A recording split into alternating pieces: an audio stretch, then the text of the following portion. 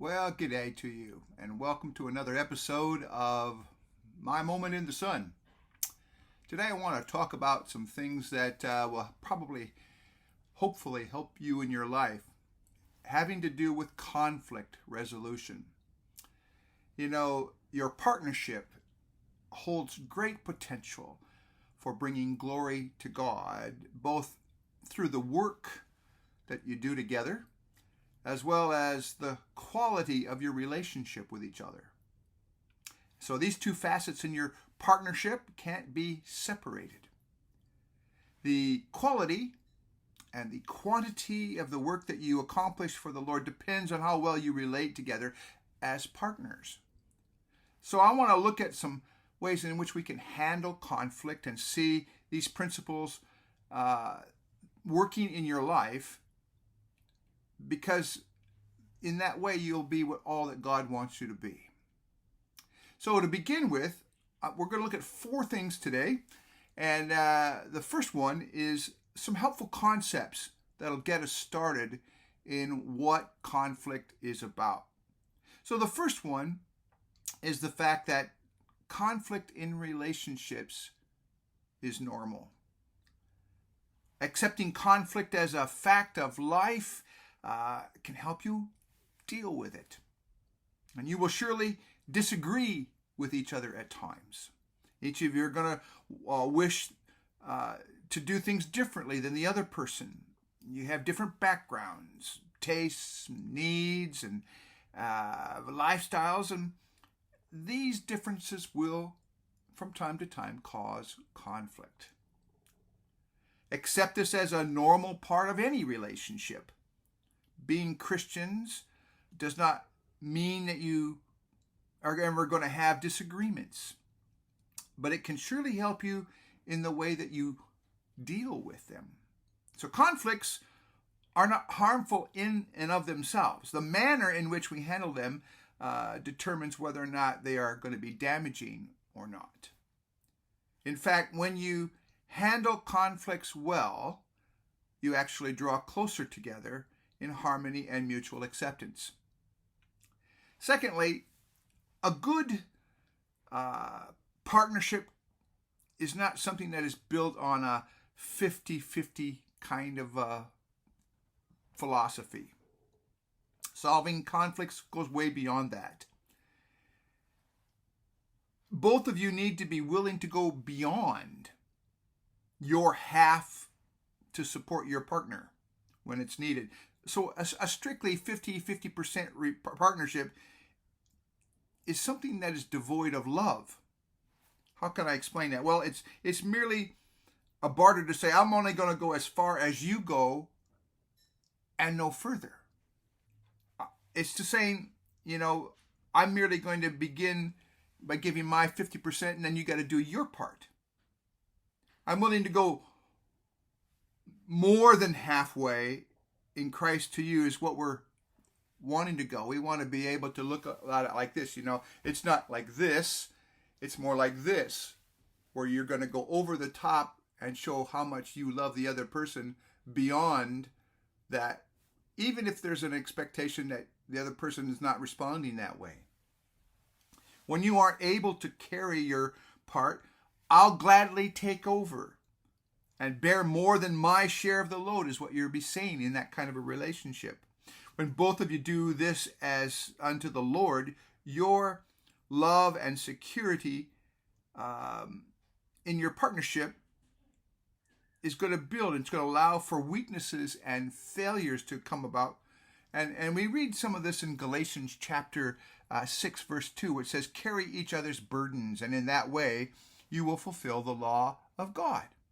And in Romans chapter 5, verse 1, it says, therefore, since we have been justified through faith, we have peace with God through our Lord Jesus Christ. And thirdly, as a helpful foundational concept, you need to be honest with each other. Ephesians chapter 4, verse 25 says, therefore, each of you must put off falsehood and speak truthfully to your neighbor, for we are all members of one body. So when we think about this, we need to be lovingly honest about our feelings. State them clearly without condemning or blaming the other person.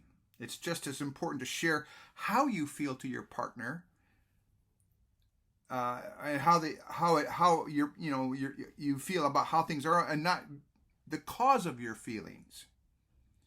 If you are anxious or angry about something, share it so that he or she knows how you feel and can respond accordingly. The other side of honesty is being willing to listen to your partner's honest expressions of feelings, even when you may be the person causing them. Continually working at keeping a wall from rising between you, sharing your feelings and accepting each other's feelings helps that wall to come down.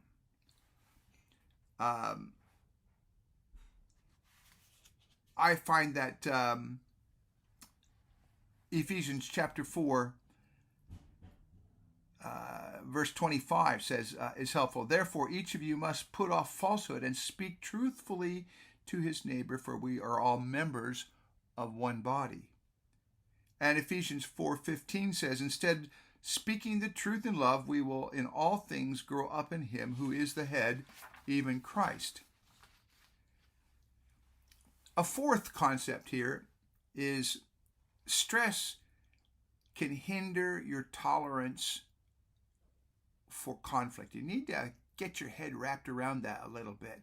External and internal stress can seriously affect your ability to forbear your partner and to the ability to resolve conflicts. External stressors, such as work pressures, difficult living conditions with people, frequent moves, losing a job, all these things deal with your ability to cope with conflict. They may even deal with internal stressors like fatigue and illness and hormone imbalance, and like pregnancy, negative attitudes and unresolved negative feelings.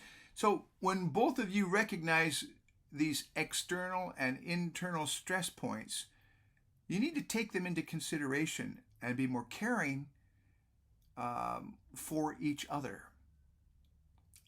Take it on the chin if you have to, and realize that not everything is copacetic here. Try to avoid major conflicts when either of you are overloaded with stress. Fifthly, you need to see that spiritual resources are kind of vital. Study the Word of God together and alone, apart from each other, and discover the spiritual resources that you can have and can then apply in your partnership with each other, and especially in handling disagreements. You need to be able to claim the power of Christ in your life and for your relationships. You need to pray with and for each other for any of this to come to a good outcome. Make use of wise counsel in time of need. In other words, talk to somebody you trust and know and care about, who could give you some advice and some direction and some, be a sounding board to you. We're talking here about also mutual upbuilding of one another. So we have in the idea of partners who seek only to remain at peace are always going to run into trouble. So Romans 14:19 says, "Let us therefore make every effort to do what leads to peace and to mutual edification." Romans chapter 15, verses 1 and 2 says, "We who are strong ought to bear with the failings of the weak and not to please ourselves. Each of us should please his neighbor for his good, to build him up." So the idea here is that you're going to be able to look for the opportunities to, die to your own self in order to build up the other person and make them work better. So those are 6 points that we can get involved with that are going to be the foundations for how we deal with conflict. Let's talk now about the ground rules for solving or resolving conflict. These rules together will help us decide how to follow through when we're discussing issues of conflict. And by applying these principles, they're going to help you increase your chances of coming to a win-win situation. So, number 1, deal with conflicts quickly. We have in Ephesians chapter 4, verse 26, it says, "In your anger, do not sin. Do not let the sun go down while you are still angry." You know, that is a very, very good verse, and it really is helpful to be able to force yourselves into a place where you're going to not let things fester. You need to deal with conflict quickly, and you need to be able to get it solved and not let it go on and on. Try to do it before the sun sets if you can. Secondly, you need to keep to one issue. I wanted to do Proverbs 20, verse 3, where it says, "It is to a man's honor to avoid strife, but every fool is quick to quarrel." To avoid quarreling, make sure that you know exactly what it is that's bothering you, and keep it to that one issue. Don't bring up other problems. Don't bring up past problems. If your partner brings up a conflict, avoid bringing up one or two or your own other issues in self-defense. When more than one issue is thrown into a conflict, it's just confusing the whole process, and it breaks down into a hopeless quarrel. So we don't want that to happen. When more than one issue is there, agree to talk about just one thing at a time. When one issue legitimately comes up as a part of the first, stop and decide whether it must be resolved before handling another original issue. We need to also avoid terms like always and you never to describe your partner's behavior.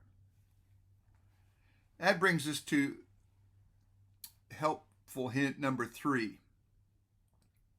And that's the idea of using what we call iMessages.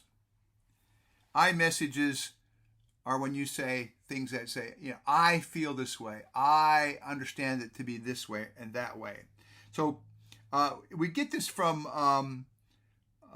Proverbs 4:24, which says, "Put away perversity from your mouth. Keep corrupt talk far from your lips."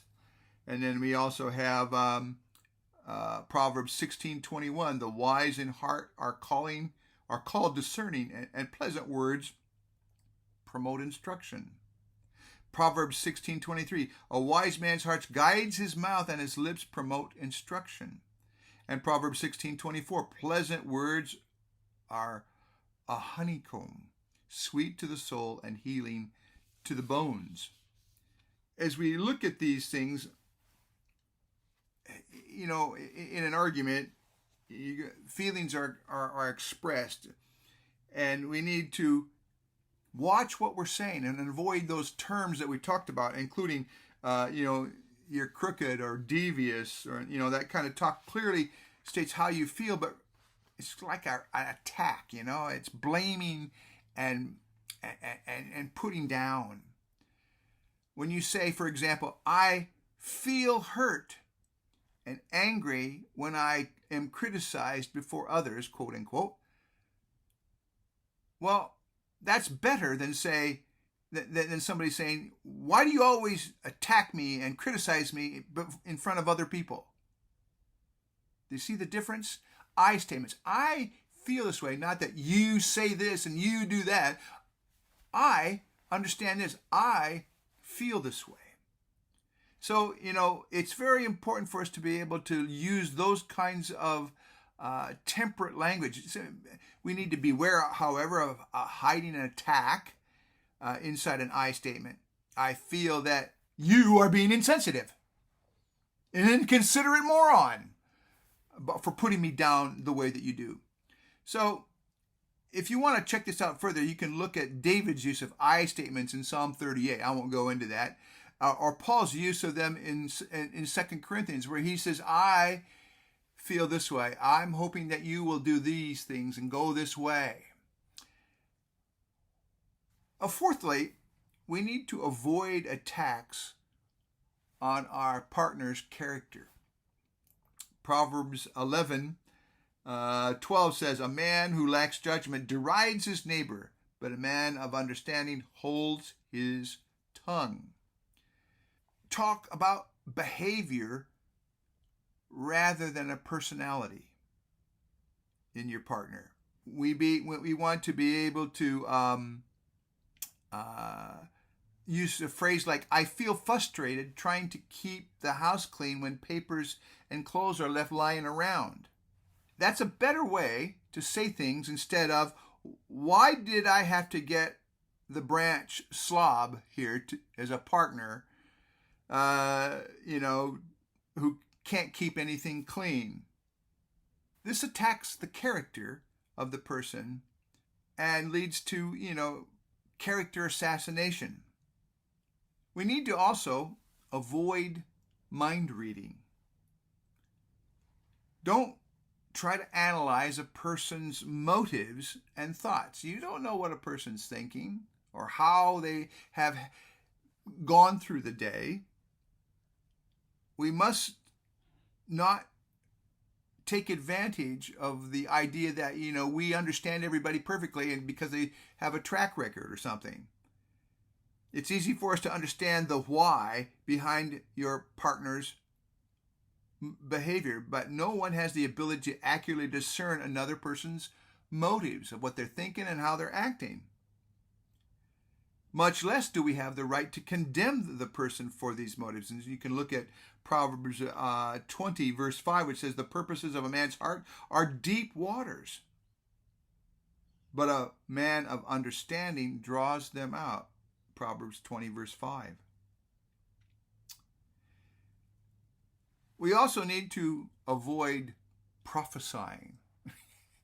I know you're not a prophet, but what I mean by that is that,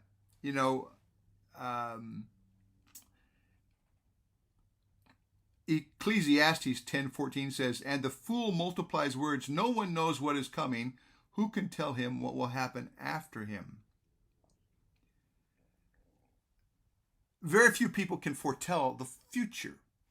So be careful about predicting how your partner is going to react in certain actions, thoughts, or even their feelings. To assume that your partner will always continue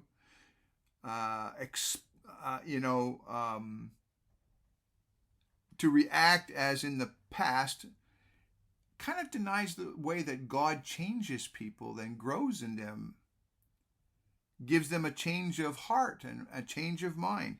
If that person reacted negatively in the past, we need to pray for them and pray for the power of God to change them. And we can't know how that outcome is going to work, past, present, or future. You may be surprised at the way people change. So we can't prophesy about how they're going to act or think in any way. Number 7, we need to keep emotional expressions appropriate. It's really important to let your partner know how you're feeling in this conflict, but the unrestrained venting of anger is usually rather destructive. Don't use a sledgehammer to swat a fly. Don't use a fire hose to put out a match, as my dad used to say. If you are a person given to exploding with your partner and in any bit of a quibble, Well, you need to try to stop venting and go to the Lord first. And this can be a good way to let off steam. And how, our God is a big God here, and he can take it on the chin when we talk to him first. So we have some things that we want to look at here. Proverbs 29:11 says, "The fool gives vent to his anger, but a wise man keeps himself under control." And Proverbs 15 verse 18 says, "A hot-tempered man stirs up dissension, but a patient man calms a quarrel." Proverbs 29 verse 22 says, "An angry man stirs up dissension, and a hot-tempered one commits many sins." So we need to be able to understand that we need to, not explode here, and to, keep things on an even keel. Which brings us to number 8, which is don't counterattack. Don't counterattack. When your partner brings up a problem, you need to be willing to talk about it without reference to their failures or weaknesses, to say something like, "Well, you're no better than me. Look what you did." That kind of a comment guarantees that even a little conflict is going to escalate into a full-blown war. If your partner is hurting by something that you're doing, we need to allow them to be able to express their feelings and then work together to find a solution together. And this means setting aside your desire to strike back or to avoid blame by laying it on them. So we see some good verses here in the New Testament. 1 Peter chapter 2, verses 2 and 23. "He committed no sin, and no deceit was found in his mouth. When they hurled their insults at him, he did not retaliate. When he suffered, he made no threats. Instead, he entrusted himself to him who judges justly." Another rule in a combat situation between two partners of the verbal kind is that you're not going to like this one. Don't try to win. Any attempt to win at the expense of your partner destroys the unity that God intends you to have, as expressed in Ephesians chapter 4, verse 13. That's the one I want. "Until we all reach unity in the faith and in the knowledge of the Son of God and become mature, attaining the whole measure of the fullness of God." Our desire to win usually means getting the best of the other person, getting your way at their expense. When one of you loses, both lose in reality, because the conflict is not then truly resolved. Mutually satisfactory solutions are possible with the Lord's help, if you both can give up the idea of winning over your partner. And that's hard for people. It's hard for me sometimes. I want to get in and get it going, but that's not often helpful. It just exacerbates the problem. So don't try to win. Think of yourself as dying for the other person. And lastly, in this section, you need to establish and observe some basic rules for hitting below the belt. It's that point of the argument where you come and you say, I got you, and you strike a blow that you know will just crumple them. Hitting below the belt. We need to be careful that our words are not going to crush our partner's spirit. Some good verses here. Proverbs 18, verse 14. "A man's spirit sustains him in sickness, but a crushed spirit who can bear?" Proverbs 13:10 says, "Pride only breeds quarrels, but wisdom is found in those who take advice." We need to see that each of you each of us, are to make clear the kinds of remarks that hit below the belt are things that are designed to hurt. If you catch yourself hitting below the belt, stop and ask forgiveness immediately. Accept the responsibility for what you say when you are very angry. If your partner begins to hit below the belt, well, then call them on it immediately and don't let it pass by, because it is too damaging to your relationship, to ignore. Let me give you an example of this. To say to somebody in the middle of an argument that has nothing to do with the fact that you love each other, it's just that you need to hurt them, and you say, "I hate you." That's rough stuff. That goes right to the core of any person. There are others and other things that we can talk about. Somebody's past. You've always been this way. You'll never be anything else. Right to the heart. And so you have to have in these rules what we call the belt line. Hitting somebody below the belt is bad way. So what are the trigger points? What are things that we agree are below the belt? Don't ever say this to me. Okay? You can probably make up several for each of you, but don't go there. Ever. Okay? So let's go now to the third of our sections, where we're going to talk about pre-confrontation principles. Okay? So in this, I want to talk about some things that you do before you go and deal with a problem with your partner. Okay? So the first one, you really do need to talk to God about it and pray first. Pray before you jump into this battle. Whenever possible, take the problem to the Lord first. He wants to be involved in this. And so you ask him to show what you might be doing to aggravate the problem. It always takes two to tango,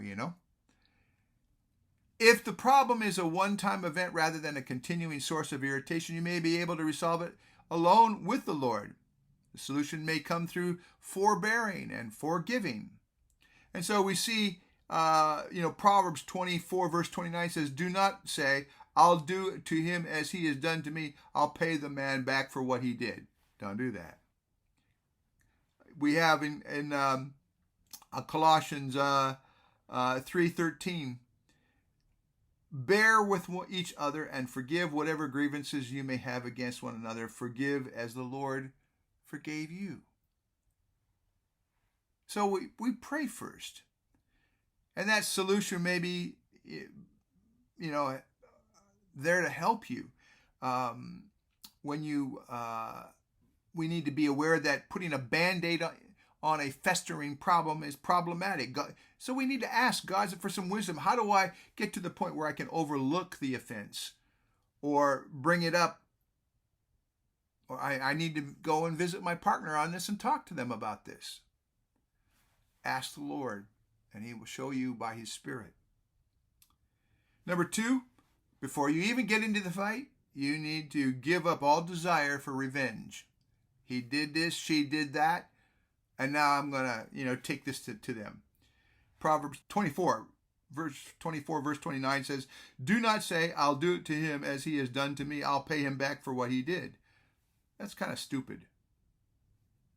So why would you go that way? We need to think about a reasonable way to deal with this. And so revenge has no place in a relationship, a partnership. When you feel vengeful, hey, admit to the Lord that you'd like to this, and let the Lord, give you some time to be able to think that over, ask for forgiveness. And you look at Romans, I had a verse here, Romans chapter, where'd I go here? 12 verses 17 to 21, but I don't have it here, so you can look that one up yourself.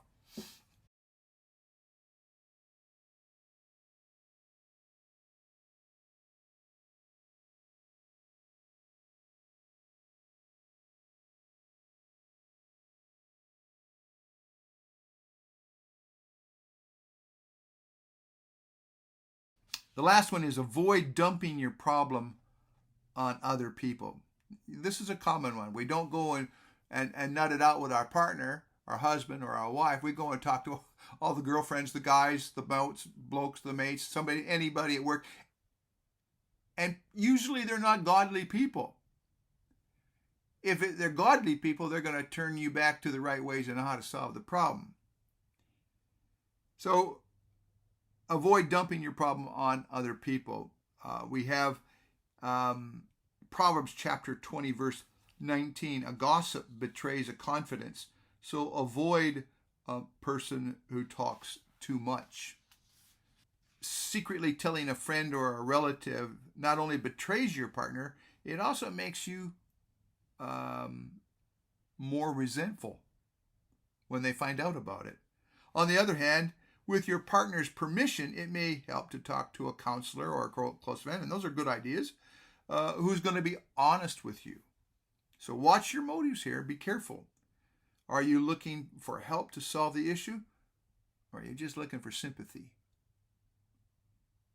Okay, now we're going to get down to it. This is the last section. This is going to, these are the steps that you want to take when you're going to avoid or resolve conflict.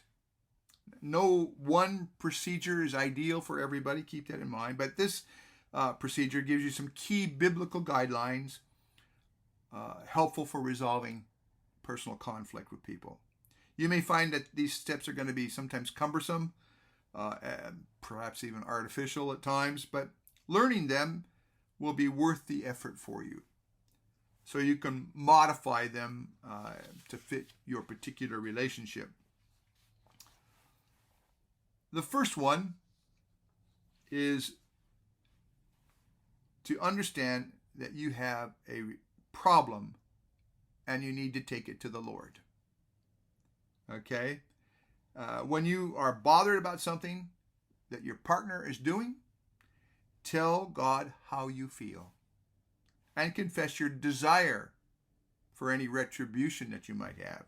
Don't hesitate to freely express your feelings to God using Imessages, preferably aloud. This usually helps calm your feelings and your understanding of things. And so we have in this Psalm 142, verse 2, I pour out my complaint before him, meaning God, and I will tell him my trouble. That's always good advice. And, we need to be able to look at that sincerely. Also, Galatians chapter 6, verse 1. Brothers, if someone is caught in sin, you who are spiritual should restore him gently, but watch yourself, or you also may be tempted. Proverbs 14:7. A quick-tempered man does foolish things, and a crafty man is hated. Proverbs 14:29. A patient man has great understanding, but a quick-tempered man displays folly.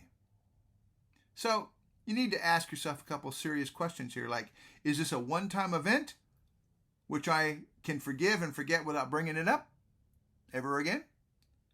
Is this a real issue, or is it a trivial issue that masks perhaps a deeper grievance? You're going to have to be willing to say to yourself, ask yourself, am I willing to be honest and loving in this problem?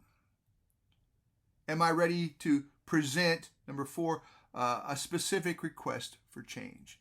And you got to think that through. What is it you actually want to accomplish here? What change do you want to bring about, instead of just shooting off at the mouth a complaint that you haven't even thought through about what the solution is? Okay, so that's our first one. Take your problem to the Lord. You need to understand that, going and partnering with God, and this is going to give you that spirit of gentleness that we see. Number 2, you need to bring up the issue with your partner, and opening up with a statement like, darling, I have a problem I need to talk over with you. When would be a good time for you? Because you know what? The moment right there might not be the right time. They might have just gotten home from work and need a nap. They might have had a terrible day at home and, need more time. In my own case, I need to make sure that my wife is being fed. Because if she's not, she gets cranky. That's just the way she is. I know it's not a good time to say, I have a problem I need to talk about. I say, let's go out to eat and we'll talk about a thing. So, bring up the issue on a statement like that. It may not be the best time, but they can find a time. Agree on a time together, the sooner the better, hopefully before you go to bed. Number 3, you need to explain the problem. I'm not talking here about mansplaining. I'm talking about articulating well the grievance that you have. Share what the problem is and how you feel about it. Keep your statements short and simple so that you don't overload the other person with communication, with words and things that just keep going on or over and over. State exactly what your partner does or doesn't do and how you feel about it without attacking, but more matter-of-factly. Your partner listens carefully and gives feedback at frequent intervals. He or she kind of restates in their own words their understandings of what you just said is helpful. And that way you know that they're understanding what it is you have to say. They shouldn't defend themselves. They should not counterattack. Proverbs 18:2 says, "A fool finds no pleasure in understanding, but delights in airing his own opinions." Proverbs 15:28 says, "The heart of the righteous weighs its answers, but the mouth of the wicked gushes evil." Proverbs 17:29 says, "A man of knowledge uses words and with restraint, and a man of understanding is even-tempered." And Proverbs 24 verse 26 says, "An honest answer is like a kiss on the lips." I like that one a lot. So when you have to get into this, you bring it up with you talk to the Lord first, you bring it up with your partner, you explain the problem. And that's going to lead us to number 4, which is to propose a tentative solution. Propose a tentative solution. Now, say what you would like to be done in order to correct the problem, realizing that this is a tentative attempt to find a mutually satisfactory solution. Also, say what it would mean to you and how it would benefit you both. That's the upside of things. And if we look at this, you can see from Proverbs chapter 16, verse 21, "The wise in heart are called discerning, and pleasant words promote instruction." Also, in chapter 16, verse 23, "A wise man's heart guides his mouth, and his lips promote instruction." Again, your partner gives frequent feedback to show that he or she understands you. And it isn't enough to say, "Oh, I understand." You should be able, or they should be able to accurately describe in their own words what it is you want and what that's going to mean for both of you. So when you are sure that that other person understands, then you're ready to go on to step 5, which is the partner responding. And this is your partner's opportunity to tell how they feel about the issue and your proposal for solving it. They should keep their statements, again, short and simple, so you can restate it in their own words to see if they will understand what it is she's saying, and he or she is saying. They need to be able to come to some kind of acceptance and understanding of the issue and the solution. Now, your partner has 3 options here, or alternatives at this point. They can agree, with your request. Number 2, they can disagree completely. Or 3, they may suggest an alternative solution. This is really important because possibly that new solution or that new proposal or modification might be the thing that is going to solve the problem and bring you back together on this particular topic. That person may be willing to, you might be willing to go along with it. They might be willing to go along with it. Hey, Bob's your uncle. That's great. They may be willing to go along with you if you concede to the counter requests. But be aware of the barter trap. And that's important. The barter trap. I mean, application of Philippians 2 verses 3 and 4 by both of you are important at that point. Do nothing out of selfish ambition or vain conceit, but in humility consider others better than yourselves. Each of you should look not only to your own interests, but also to the interests of others. Great a couple of verses there. When you do that, both of you do that, you will make progress, not only possible, but potentially a really joyful experience. If you can come to an agreement, a contract for change is negotiated. And this is an agreement clearly stating what each of you will try to do with that problem so that it will hopefully be taken care of. When agreement is made, then you can go on to step 7. But if you can't agree on the solution in a short time, you need to go on to step number 6, which is next. And that's to take a break. Take an intermission. If a solution isn't reached quickly, it usually helps to agree to let the matter rest, percolate a little bit without further discussion for a day or two. And it will probably be easier to reach a solution after a time is given to allow God to reveal his creative alternatives, maybe come up with a better solution. In Proverbs 14, verse 17, it says, a quick-tempered man does foolish things, and a crafty man is hated. So don't make haste and make a foolish decision. Rest. Take a break. Let it simmer for a minute, and just see what God can do to help.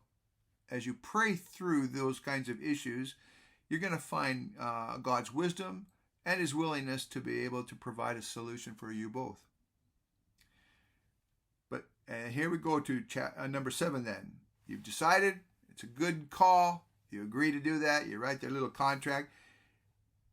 Now it's time for you to ask for and grant forgiveness. A good partnership has no room for unresolved anger or resentment. So you need to apply, Colossians 3 verse 13, where it says, bear with each other and forgive whatever grievances you have against one another. Forgive as the Lord forgave you. Also, 1 Corinthians 13 verse 5, it is not rude, it is not self-seeking, it is not easily angered, it keeps no record of wrongs. That's the whole chapter there in about love. Love is something that is not rude, it's not self-seeking, it's not easily angered. It keeps no record of wrongs. That's what it is when you love God and when you love each other. Before a conflict can be totally resolved, these feelings that we have must be dealt with. And in this step, both of you need to ask for forgiveness. This doesn't necessarily imply that you were wrong or that you intentionally hurt your partner. It means that you acknowledge that your partner is hurting and that you want him or her to be free of any resentment that may have come up so that your relationship can be restored. That's really helpful stuff here. At this point, then we can, as each of us makes a decision to forgive, each other in the power of Christ and state a decision. This act of love allows God to, neutralize those feelings of harshness that we've had. After some experience, you will be able to find that you can then better work through this step alone before the Lord rather than together. Then, after that, you demonstrate your forgiveness by your own actions and love towards each other in that renewed relationship that you have with each other in love. There is a last statement that we need to deal with, and that's to review the situation. You've had the problem, you've resolved the problem. Now what? Well, I live by a particular motto. People don't do what you expect. They do what you inspect. And so from time to time, you need to revisit this whole idea and review the situation. So take time to rethink the conflict alone and see what God would have you learn from it, and ask yourself some questions. What have I learned from it? Did I abide by the ground rules that we now employ in conflict? Have all the hurts been forgiven? How can I do better next time? And also review the situation together after a time to see if the solution is actually working out as you had planned so. If you're both still happy with it. And if not, well then re-examine it and seek an alternative solution. In summary, yes, this approach can sometimes look a little cumbersome. However, this very fact can help you concentrate on a process of resolving your disagreements. It slows down the process to enable you to work at it step by step. Yes, it does take a little bit more effort to master at times, but if you do these things, you will dramatically improve your ability to resolve your conflicts with each other. Try it, and you'll see. I'm Scott Krieger, and this is My Moment in the Sun.